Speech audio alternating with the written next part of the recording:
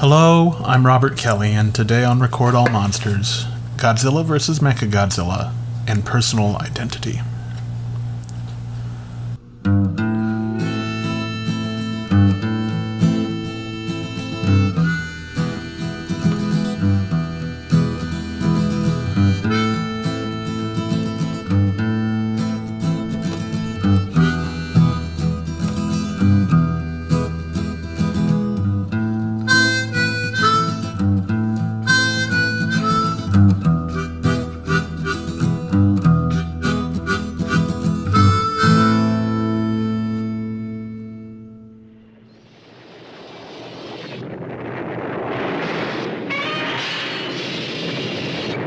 Now I get it. The one that came out of Mount Fuji is a cyborg. Cyborg? It is made out of the space metal.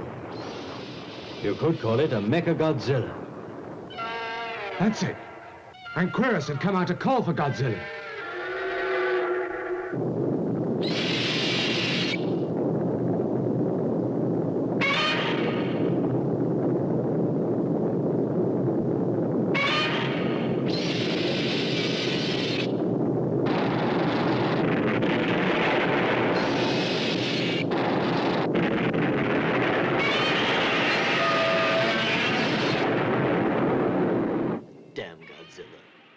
It has been said. By who? Well, it depends on who you ask. But it has been said that there are only two stories. A man goes on a journey, and a stranger comes to town. Really, this could be boiled down to one story, as the stranger in town is a man on a journey, but I digress. I would like to add a third story. Godzilla vs. Mechagodzilla. You might think I'm joking, but I'm kind of not. You see, I've had a very long time to think about this movie.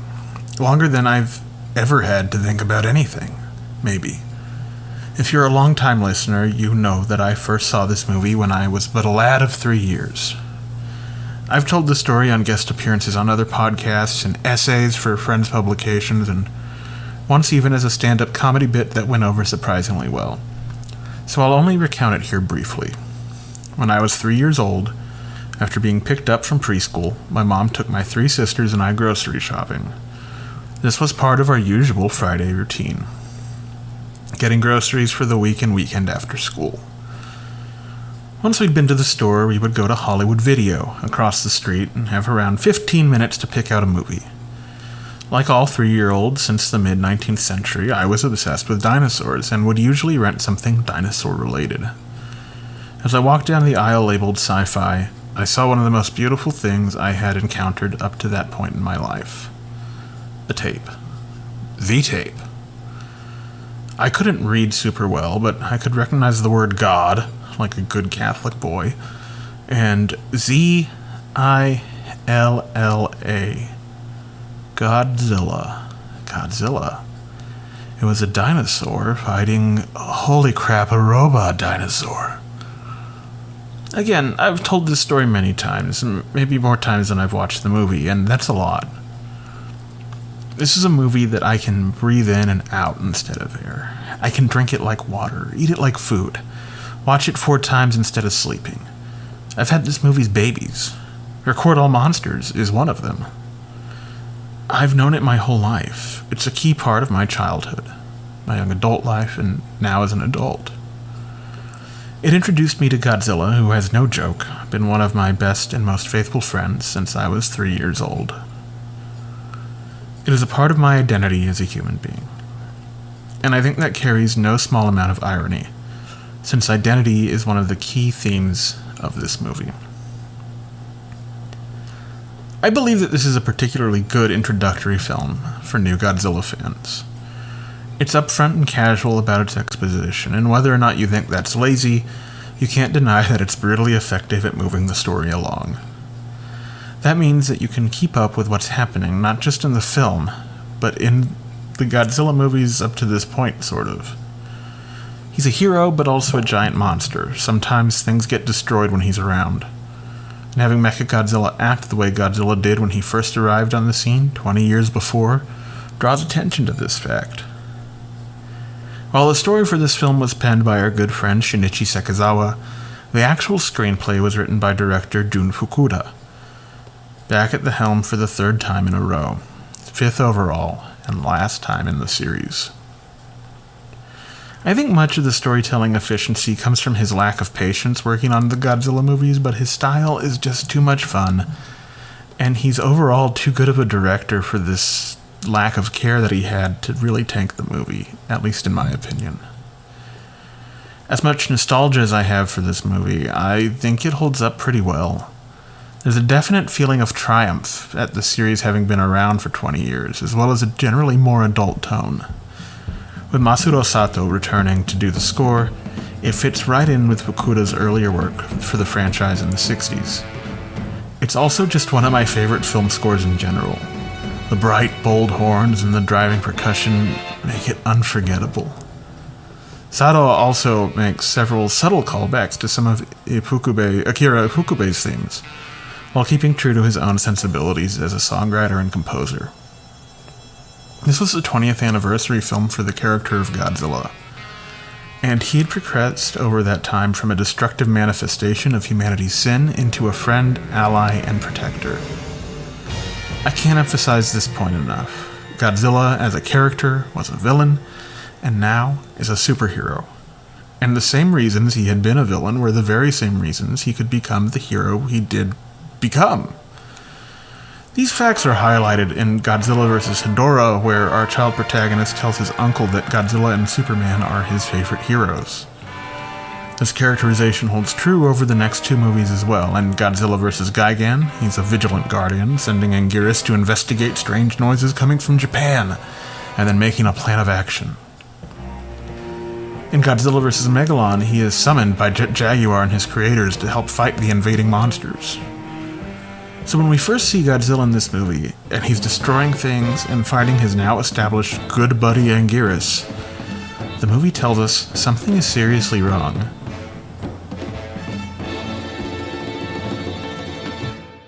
Something's wrong. Anguirus shouldn't attack his friend, Godzilla.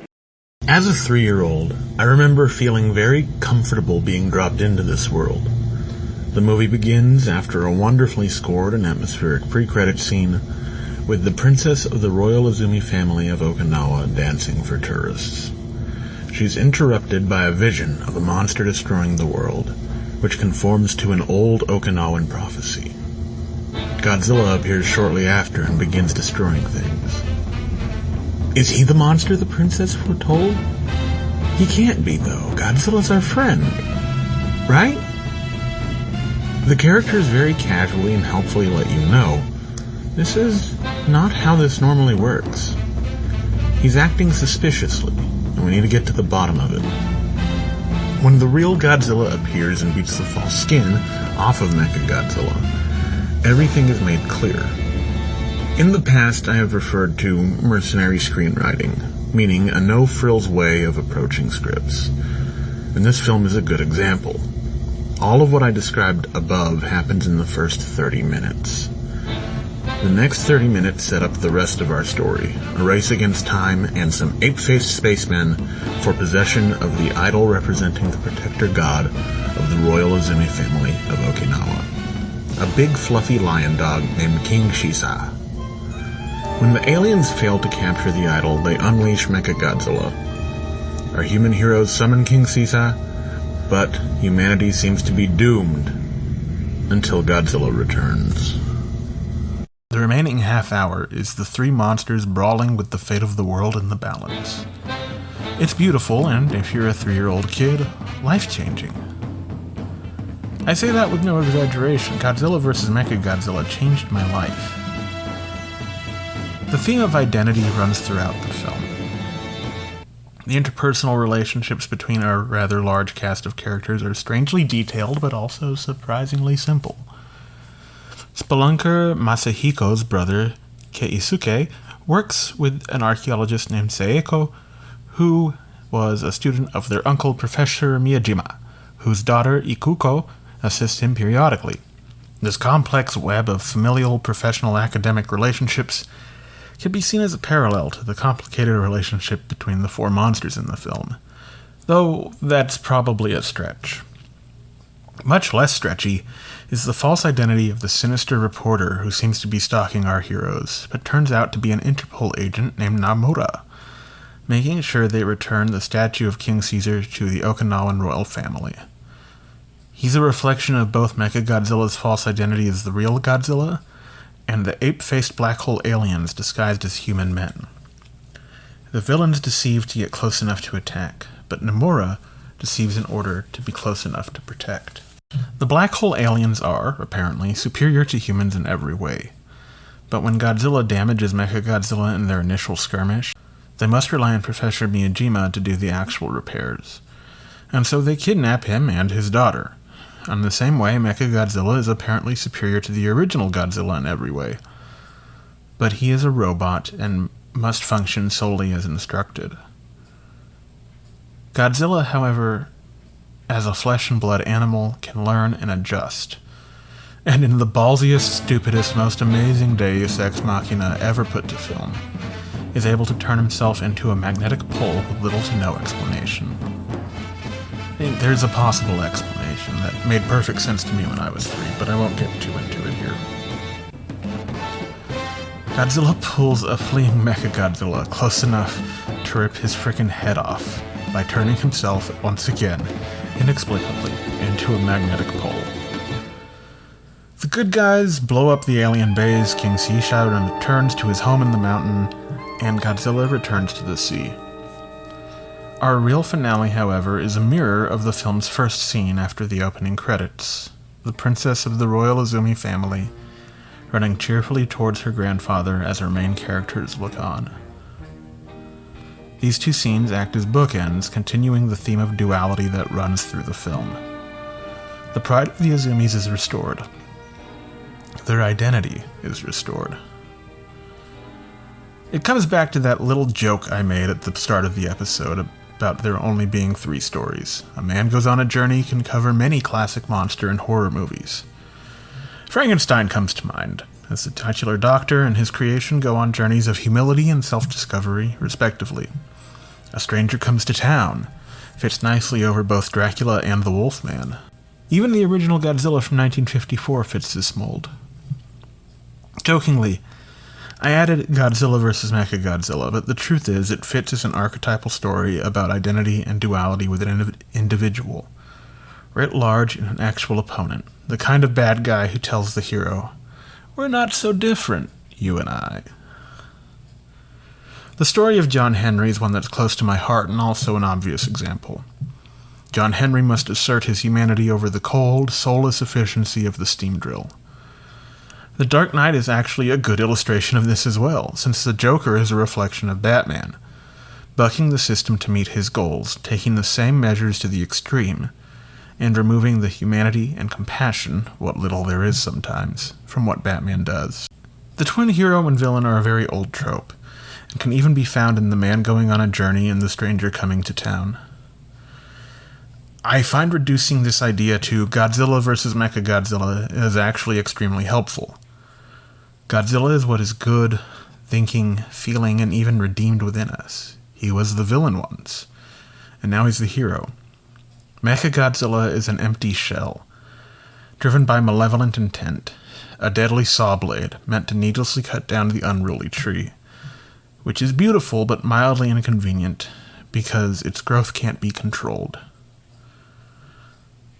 My original idea for Record All Monsters was born the night I saw Godzilla, King of the Monsters in 2019. It was Legendary's sequel to their 2014 Godzilla reboot, and I was extremely excited. My youngest sister, who is older than me by about 18 months, took me to see it as a surprise when I got off work on its opening night. As I walked into the theater, I looked at the crowd already seated. It was mostly men in their late 20s and early 30s, around my age. Pretty much all of us were black or Hispanic, like I am. They were also visibly excited, wearing t-shirts with the various monsters we knew were going to be in the film. I was too.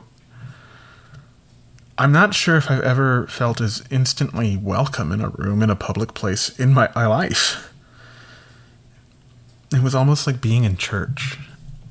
I thought a lot about the movie when it was over, but I also thought a lot about the audience I'd been a part of, both physically and demographically. And I wondered, what had drawn us, all of us, to Godzilla? I mean, obviously there was a boom of Godzilla merchandise and public awareness with the 1998 movie, which had come out when we were all relatively young, but what made it resonate with us more than 20 years later? What made us return? As I thought about this, I was reminded of my family down in the Rio Grande Valley in South Texas. Almost all of them love monsters. I thought about the few friends I'd made in my life who liked Godzilla or King Kong. And I noticed that so many of them, so many of us, were Hispanic or black. This thought evolved into the question, why are so many people like me drawn to these monsters and their stories? I think the answer can be found in my other great storytelling love, the fairy tale. At the beginning of Coraline, which is probably Neil Gaiman's best book, he misquotes one of my favorite writers, G.K. Chesterton. Gaiman gives the quote as, "Fairy tales are more than true.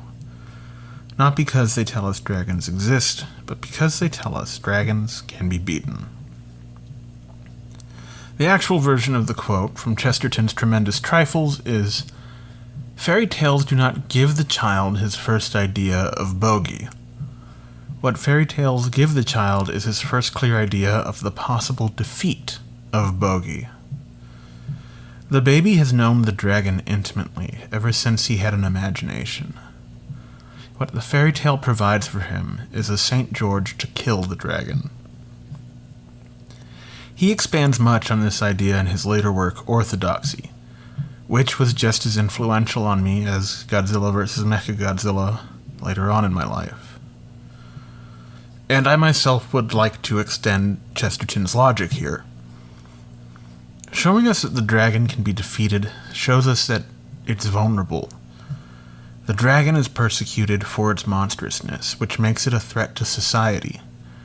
And once we realize that not only can monsters be slain, but that many feel that they must be slain, it becomes easy to see them as victims of their own size, strength, and a society that rejects them. As Ishiro Honda said, "Monsters are tragic beings. They are born too tall, too strong, too heavy. They are not evil by choice. That is their tragedy." I live in a small Texas town in the heart of the state. Or it was a small town. Over the nearly 30 years my family and I have lived here, it has grown and grown. Historically, blacks and Hispanics have been treated very poorly here. One of our major parks was built by enslaved people. Hispanics weren't allowed in that park until the late 1970s, which was also when they were finally legally able to buy property outside of the city's impoverished west side. This prejudice can still be found very easily.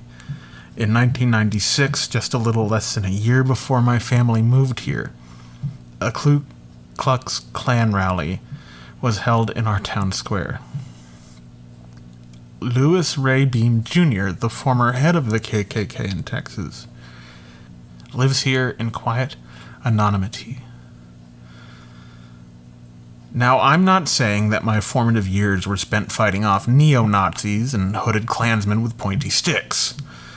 But when you're 3 years old, you don't understand why so-and-so invited everyone except you and a few other darker-skinned kids to his pool party. You don't understand why a parent in the park might tell their daughter not to talk to you on the playground. You don't understand why the daycare teacher called everyone in for cake except you and the same handful of kids who didn't get invited to that pool party. But all of it hurts. You're aware of racial prejudice, even if you don't have a name for it or know exactly why it's happening. And at the same time, you're watching movies and TV shows. You see Frankenstein's monster trapped in a burning windmill while the townspeople cheer. You see Lawrence Talbot cosmically punished with an ancient curse for trying to help someone, and then hunted down like a dog by the same people who knew him as a child. The monsters are destroyed, everyone goes home and sleeps well, knowing their way of life is safe until the sequel. You run away from the monster unless you are going to try to kill it. And then there's Godzilla. Monstrous by nature, outcast, he's cresting the hill, coming to destroy the very thing created to destroy him. And he proves superior to it by the same unruly, monstrous virtues that made him an obstacle to his opponents. You see this, and you feel through the language of cinema that this is the hero, and his victory is what we have been hoping for all along. This is Cinderella, triumphing by turning her faults into virtues. This is Tom Thumb, using his size to his advantage. This is St. George, killing the dragon because, like all of us, he was born with that intimate knowledge of it. Because he has the potential to be the dragon. Godzilla has been the dragon. But even in his very first appearance, we see that Godzilla is truly a monster in accident only. As much our victim as we are his. And this makes his heroic work resonate even more. The first time I realized I had been racially profiled, I was 14 years old. I had a part-time job working for my dad by assembling ductwork for his mechanical contracting business. I made good money, especially for a 14-year-old kid. My mom and sisters and I were downtown shopping, and I decided to check out a store that looked like it might have some cool vintage stuff in it. I was about 6'2" at the time, broad-shouldered and very bronze, tan from my manual labor in the sun most days of the week, and outdoor basketball games on days off. As I walked up to the door, I saw a middle-aged white woman rush to it from inside. She locked the door. I could hear it on the other side, and then she went away. I had assumed she was coming to unlock the door, but when I put my hand on the knob, it would not open. The temptation to be the monster people see you as is strong, especially in the moment in which you realize that what has just happened to you has been happening your whole life. And every time it happens again, you see the white kids eating cake inside. You feel the doorknob resist your gentle touch. You see the police lights when you tried to turn around in that cul-de-sac because someone gave you bad directions. You see the man on the street in the Make America Great Again hat pointing his finger at you like a gun as you drive home from work. You hear the bride at the wedding you attended single you out to stay behind and pick up garbage. And in that moment, you have a choice. A choice that isn't fair to you, but it's yours nonetheless. Do you become that monster? Or do you embrace your true, wild, unpredictable self and walk away? Do you embrace Mechagodzilla and lash out? Or do you embrace Godzilla and be the better version, the authentic version? No matter what you do, they're going to see you as a monster.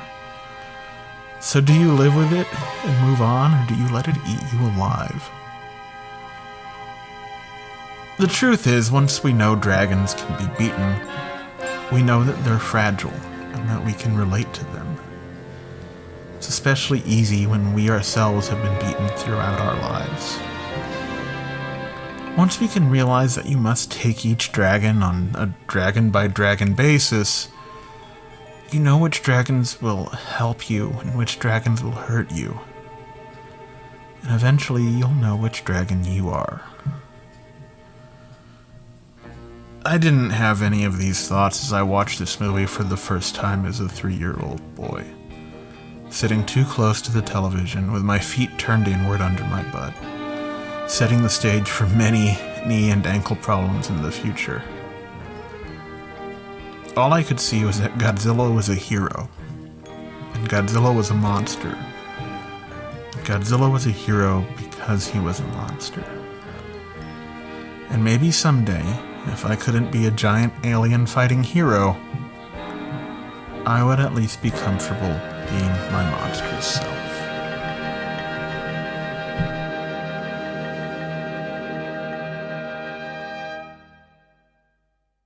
The bionic monster, now unleashed with a deadly task. Never before have Godzilla's mighty powers been so challenged. Godzilla versus the bionic monster. Rated G. Hello, I'm Robert Kelly, and welcome back to a very special Record All Monsters due to both the circumstances this segment is being recorded in and its significance to the show and to me personally. We have two very special guests here. We have Aubrey. Hi. Who has been on the show a few times before. You might remember her from such films as Gladys the Groovy Mule and Summer Ape Goes to Christmas Camp. And we also have a first time, well, not first time, she was in one segment.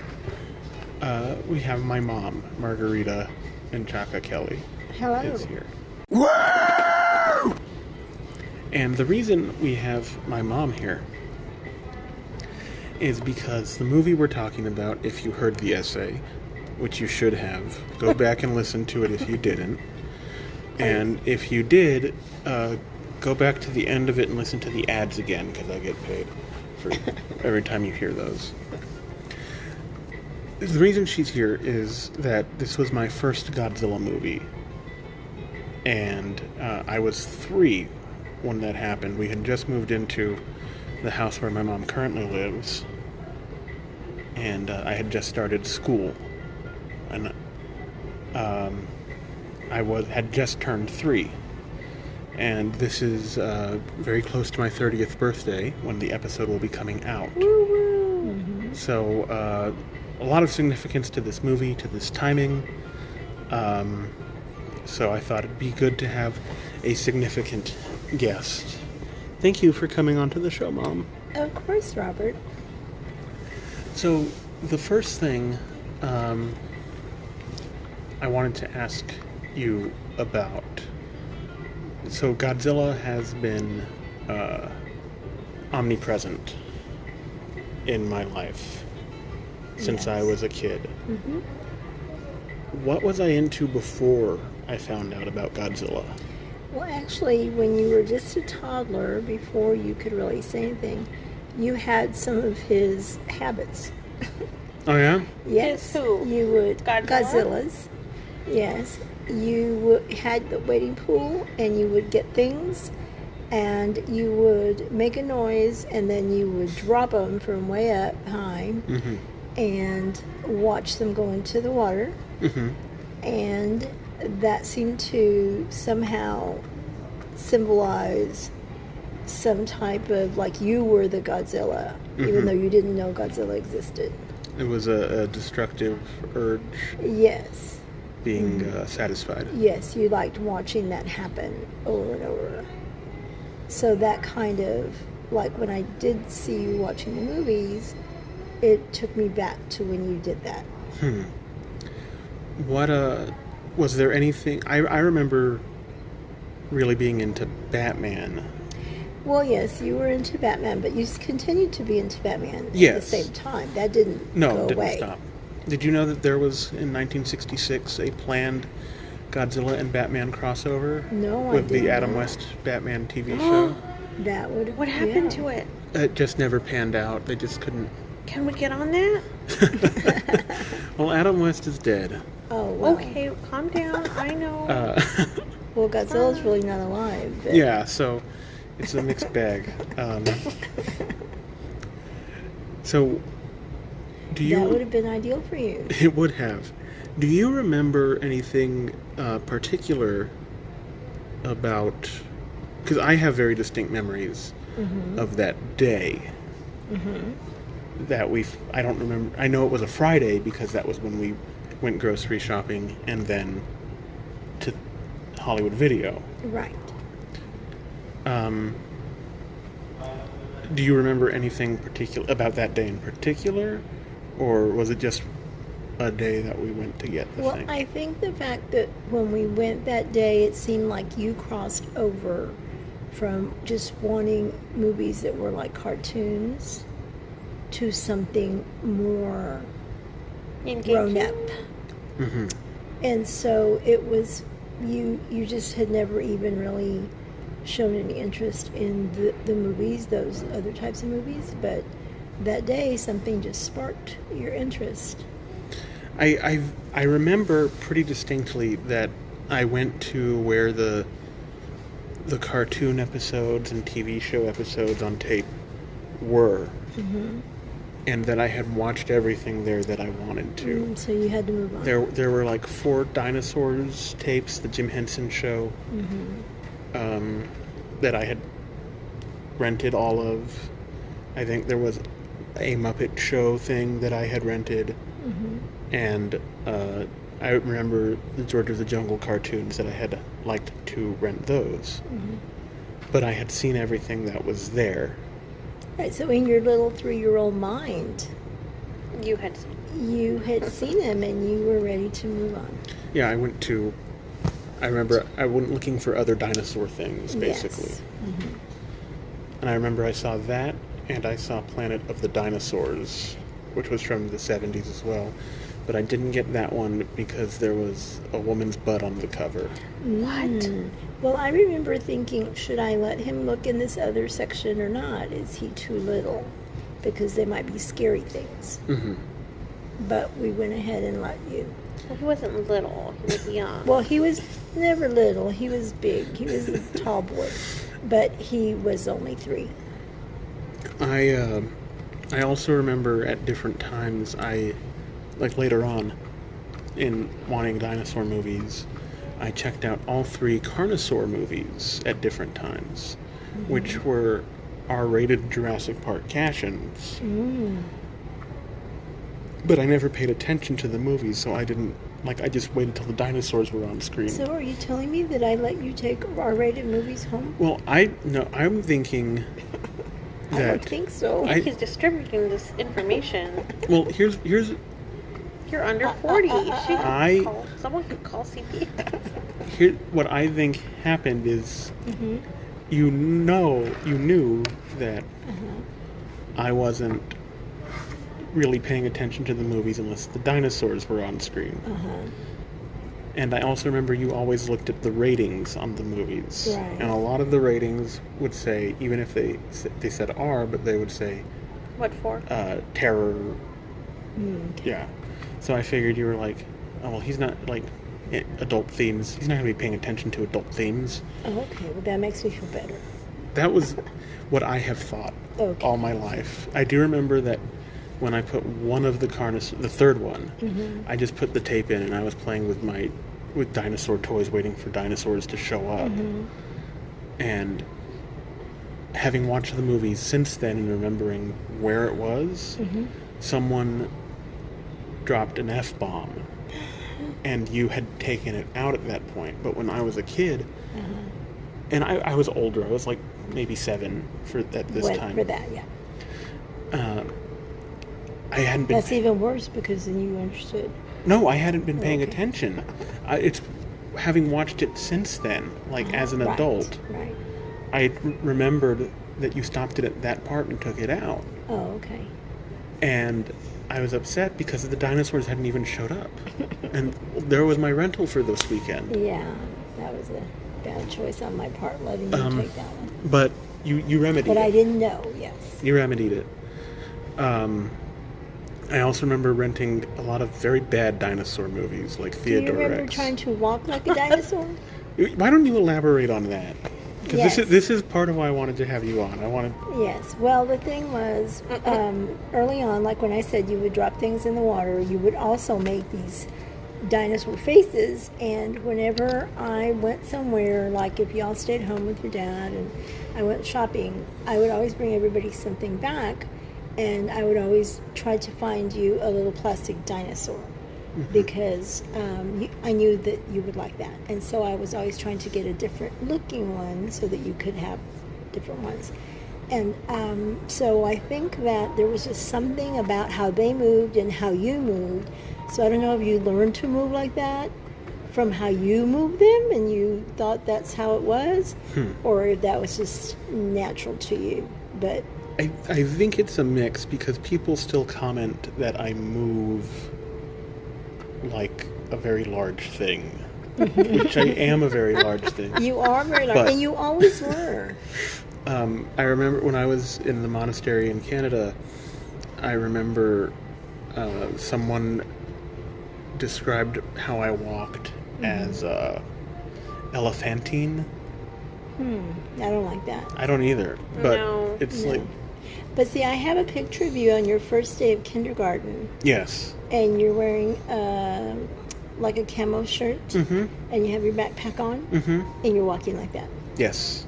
Yeah, I thought we were gonna, when you brought up walking like a dinosaur, I thought you were gonna say how when we would like go to the mall, he would walk around with his hands like dinosaur forearms and stick his He always bottom did, but see, out by like he had a then, tail. I knew he had seen dinosaurs, and but then place his this feet started like before. a bipedal dinosaur, this and then started roared first. the people who walked by. Oh, I remember when I was, for my 3rd birthday, we were living in a rental house while our house was being built. Pink house. The pink house, yeah. And I On the remember, river. yes, I remember that you picked me up from school a little early.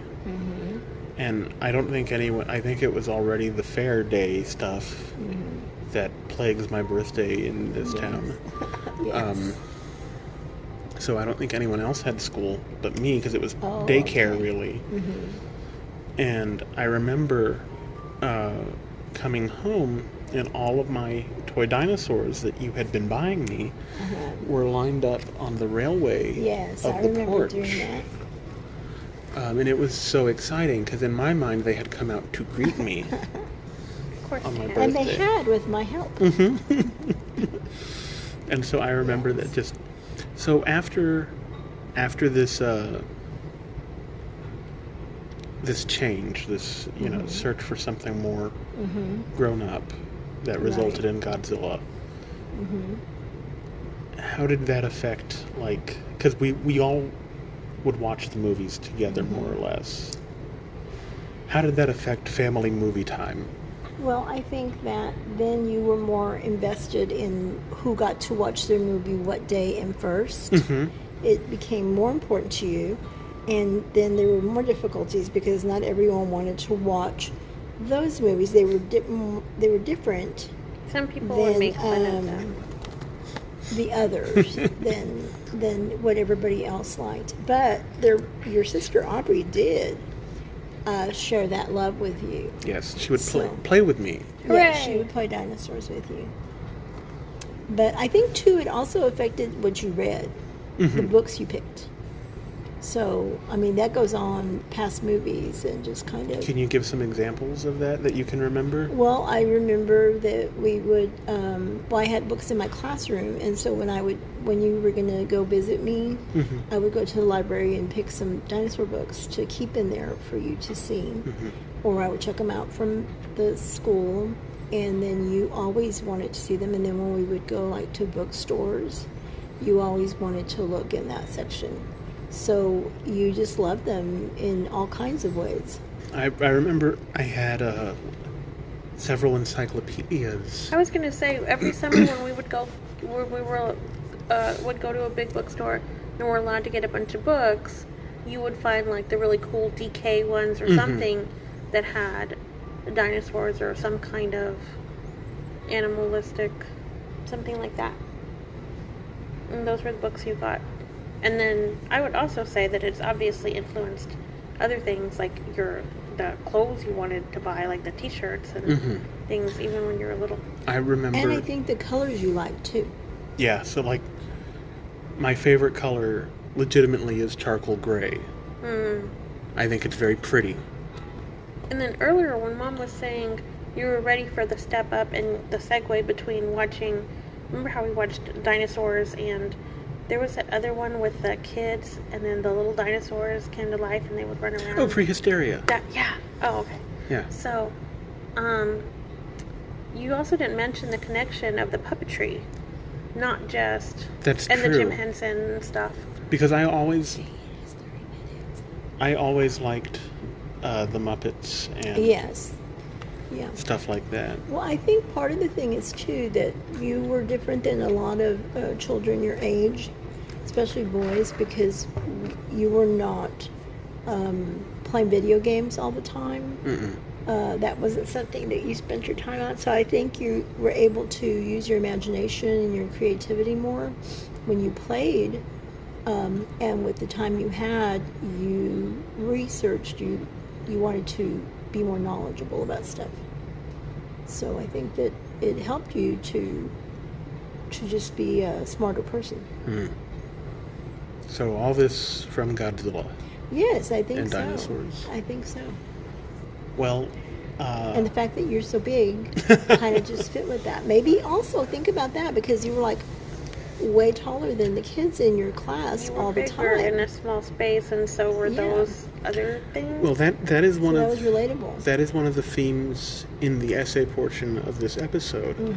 That Godzilla gave me something to relate to, where in monsters in general, but Godzilla specifically, that was not. I had a hard time identifying with a lot of like superhero characters outside of Batman, and it just didn't click for me. But something about the monsters did. Which is a relative term. Right.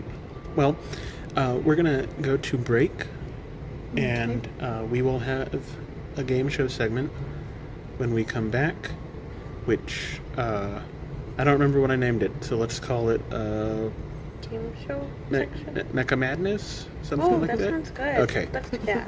When we get back. Okay. The Bionic Monster, a menacing giant, an awesome machine, unleashed with a deadly task. Godzilla, the only hope for Earth's survival. Godzilla versus the Bionic Monster. Godzilla strives to win supremacy in a fight to the end. Will Godzilla triumph? The Earth survive? Godzilla versus the Bionic Monster, an earth-shaking movie. Rated G. Hello and welcome back to Record All Monsters, where we are here with our specialist of guests, my mom. Aubrey had to go home. I alluded to some circumstances earlier. I will talk more about that in the outro. For now, let's focus on the game show. Okay, the game show. Now, actually, Mom, in the previous segment, we had talked about that I wore a camo shirt on that first day of kindergarten or first grade. I don't. Kindergarten. It was your first day of kindergarten. And that was the fall of 1997, right? Yes. So I remember that I had wanted to wear a blue Godzilla shirt with the 1997 Godzilla on it. And there's a picture of that framed in the house somewhere of me in that shirt. I wanted to wear that on the first day. I think that picture of that shirt is when you're at Landa Park playing, I think. I think so. But you told me that I will have plenty of time to wear the Godzilla shirt. That shouldn't be your first introduction to your teacher. Yeah, I don't know why. I don't either now, but at that point it made sense. And now I wear Godzilla t-shirts pretty much every day Yes. that I'm not at work. So, that noted, we're going to move into our game show segment, which I said before the break was called Mecha Madness, but it's actually the robot edition of our recurring game show, What's in a Name? Okay. So, Mechagodzilla is not the only evil robot doppelganger. Okay, first remind me, there are no prizes here? We'll get to that. Okay. Mechagodzilla is I not know the how hard I should try. Mechagodzilla is not the only evil robot doppelganger. As a matter of fact, there are so many that I decided that that's what this episode's game show should be about. If you win, I will make a good robot clone of you to perform your more unpleasant jobs. Really? If you lose, I will create an evil robot version of you to go around town and make it look like you are doing crimes. That's okay too. Just kidding, I'm not allowed to do any of that. There are no prizes or penalties. Oh, okay. Okay. Question 1. Alvin and the Chipmunks are a popular cartoon singing group. True. In the 2015 iteration of their franchise, an evil record executive makes a robot version of the band to eat up their market share. What, true or false, was the name of this imposter band, Calvin and the Hip Monks? I'd say no. That is true. I'd say true. No, Mama. Why not? That was a practice That one. was a practice one? Yes, that one doesn't count. No, there are only 5 questions. Okay, well, there's only 4. That was a practice one. King Kong is Big Monkey. Okay. There have been many Big Monkey, but King Kong first. Okay. Is King Kong's robot doppelganger named Mechakong? Yes. No, Oh my gosh, another practice one. His name That means I'm only going to have 2 chances. His name is Mechanicong. I thought that's what you said. No. Okay. All right, so now let's do it for real. Okay, for real. For real. Popular 1980s cartoon He-Man was about a space barbarian who fought a skeleton. Okay. Was He-Man's robot doppelganger named Faker? No. Yes. Yes, it was. Oh my gosh! Why didn't you give me like a tutorial before we did Mama, this? you've heard the show. You've But done the game before. I had won before when I played. Well, The yes. big one.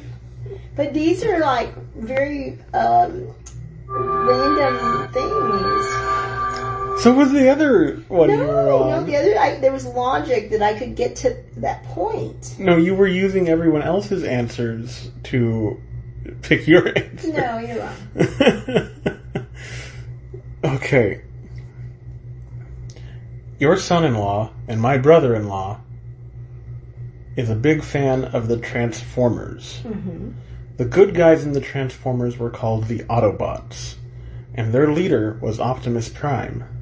Yes, I know that. When Megatron, the leader of the Decepticons... There you go, trying to trick me. When Megatron, the leader of the Decepticons, made a fake Optimus Prime to infiltrate their group of the Autobots. Can you see me rolling my eyes? I can. I think they can hear it.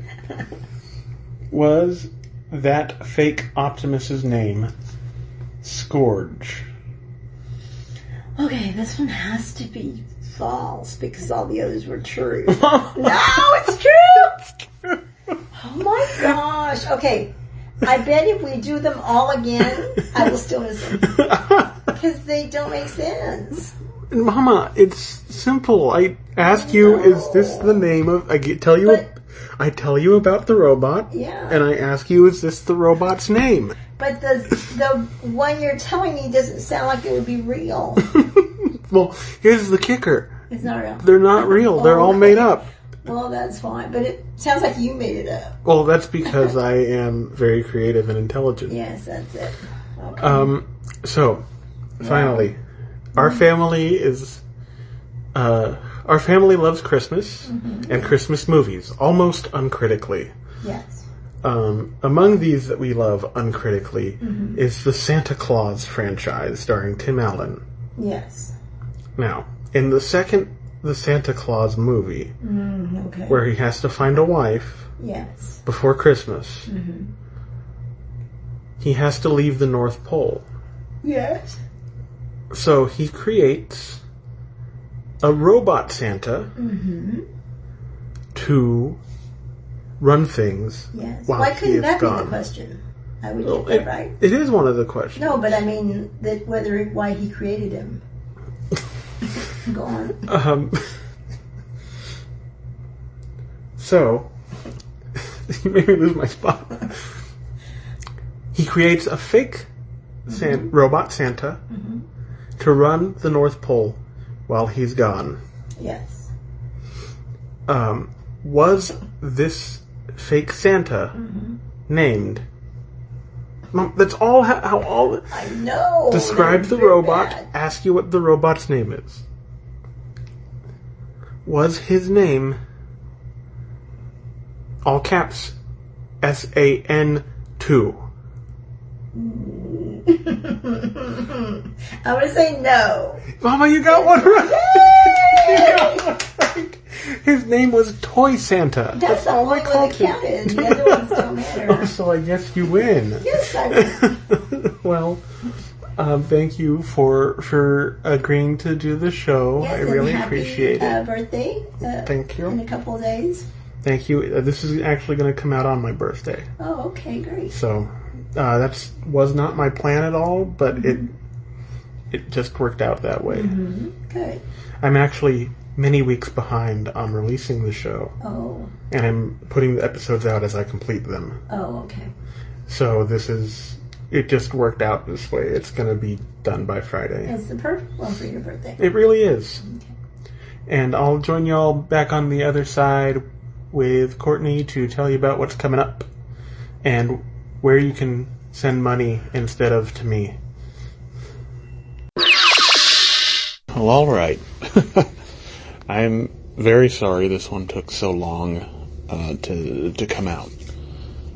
It was on schedule to come out 2 weeks after our previously released episode, but there was a lot going on in our lives. Amberly had a surgery to reverse her previous surgery, and that was a difficult time. The interview portion with my mother and sister were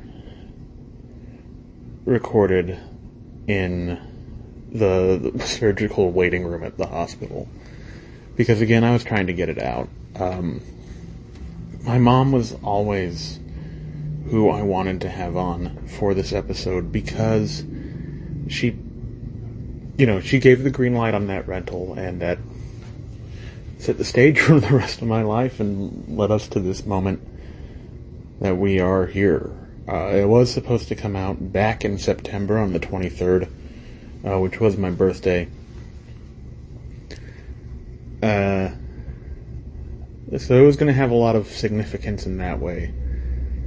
But it's out now, and that's what's important. We made it. We got it out.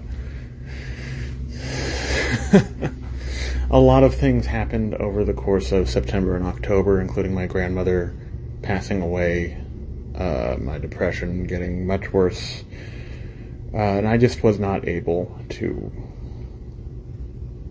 work on the show. It was taking all of my energy day to day to survive.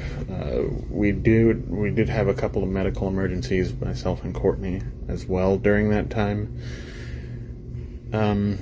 So if you feel like giving us a little bit of financial help, there are options for that. We do have Amberly's GoFundMe is still up. She has lost her health insurance, so that would be a huge thing. There will be a link in the description to that. Also, our Patreon, Ko-fi, which I always want to say Ko-fi because phonetically it should be that. And we have, of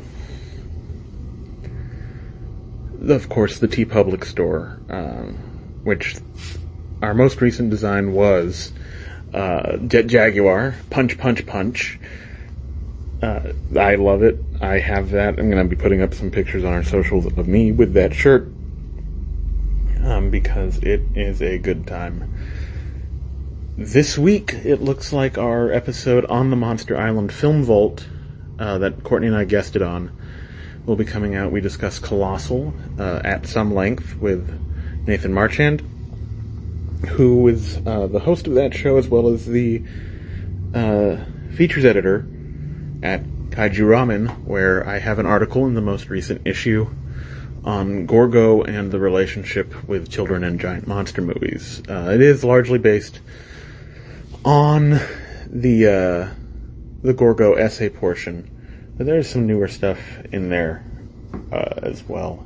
Also, it's just fun to see my name in print. I don't know if you'll get the exact same thrill from it, but I enjoy it. With all that said, you can follow us on our social medias. We're still on Twitter, at Monsters Record.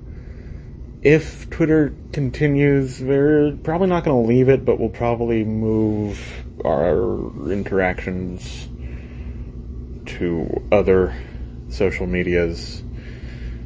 I don't know if we can do Mastodon, because it's whenever you tweet it or post something, it's called tooting, and that's just too funny. So maybe we have to do it. Maybe we have to toot. But you can also still find us on Facebook by searching Record All Monsters Podcast, and we are on Instagram at recordallmonsters.pod. We have an email address, recordallmonsterspod@gmail.com.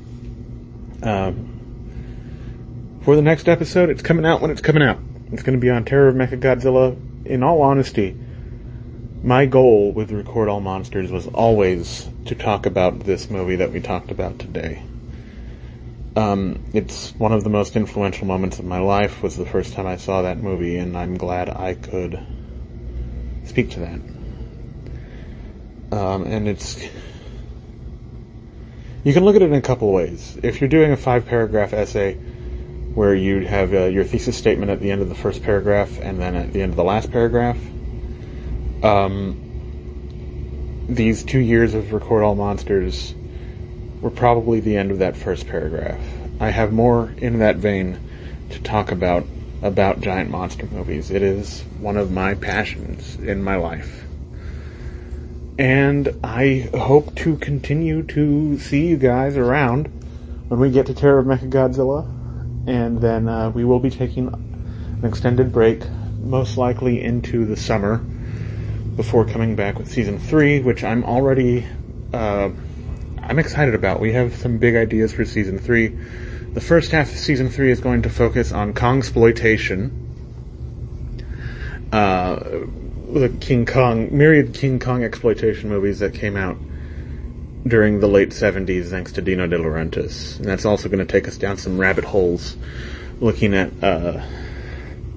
what inspired Dino De Laurentiis to get there, how he kept trying to catch up to Jaws after King Kong wasn't quite as big as he wanted it to be. And that's going to be a good time and some new ground for Record All Monsters. In the second half of Season 3, we're going to be looking at the Godzilla Heisei series and how that started and stopped and started. Much like this show itself. So, probably, hopefully, next month, we'll have out Terror of Mechagodzilla. Don't worry, I know I promised a Halloween special, and Halloween seems to have come and gone, but there will still be a Halloween special out. I need to edit it. We recorded a little bit of a thing about a spooky thing that's Tokusatsu related. So, with all that said, I'm getting back on my feet, and if you want to help, look in the socials. Look in the notes. And I appreciate it if you do. I also appreciate it if you can't and are just going to be listening, because that's why I do it. I do it to share. I do this to share my love of giant monster movies with you. And I hope you keep coming back. Alright, so, between now and whenever the next time may be, don't forget that monsters are your friends.